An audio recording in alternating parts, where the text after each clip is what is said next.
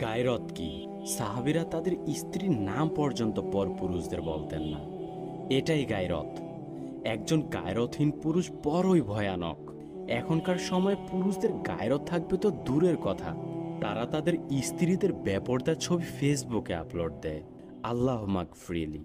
একদিন এক ব্যক্তি আলী ইবনু আবি তালিব রাদিয়াল্লাহু আনহুকে জিজ্ঞেস করলেন, তার স্ত্রী কেমন আছে?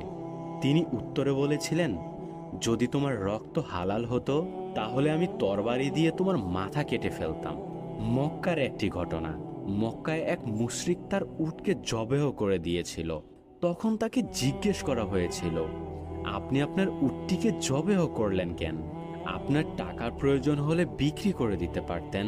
তখন লোকটি বলল, এই উটের উপর দিয়ে আমার পরিবারের মহিলারা চলাফেরা করত, বিক্রি করে দিলে তো এই উটের উপর দিয়ে অন্য পুরুষটা বসবে, এটা আমার কখনোই সহ্য হবে না, তাই এই উট আমি রাখবই না। একজন মুশরিক হওয়ার সত্ত্বেও তার কত গায়রত! আর আমাদের ভাই বোনদের কি একটা দশা! আস্তাগফিরুল্লাহ। গায়রতহীন পুরুষরা সবাই দাইয়ুস। রসূল সাল্লাল্লাহু আলাইহি ওয়াসাল্লাম বলেছেন, তারা জান্নাতে তো যাবেই না, জান্নাতের গন্ধও পাবে না। আর দুনিয়ার জীবনটা তো শুধু ধোঁকার সামগ্রী, তাছাড়া আর কিছুই না। সূরা হাদীদ আয়াত নং 20। এবং সেই দিন জাহান্নামকে আনা হবে। সেই দিন মানুষ স্মরণ করবে, কিন্তু স্মরণ করে কি কোনো কাজে আসবে? সূরা ফাজার আয়াত নাম্বার 20।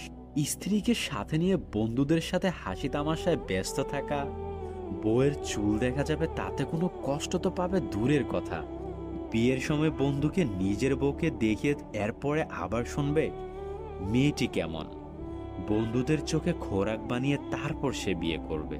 আর এটা নাকি এখনকার সমাজের ট্রেন্ড। আল্লাহ মাগফিরলি। আর এখনকার পুরুষদের গায়রত থাকবে তো দূরের কথা, অনেকে গায়রত কি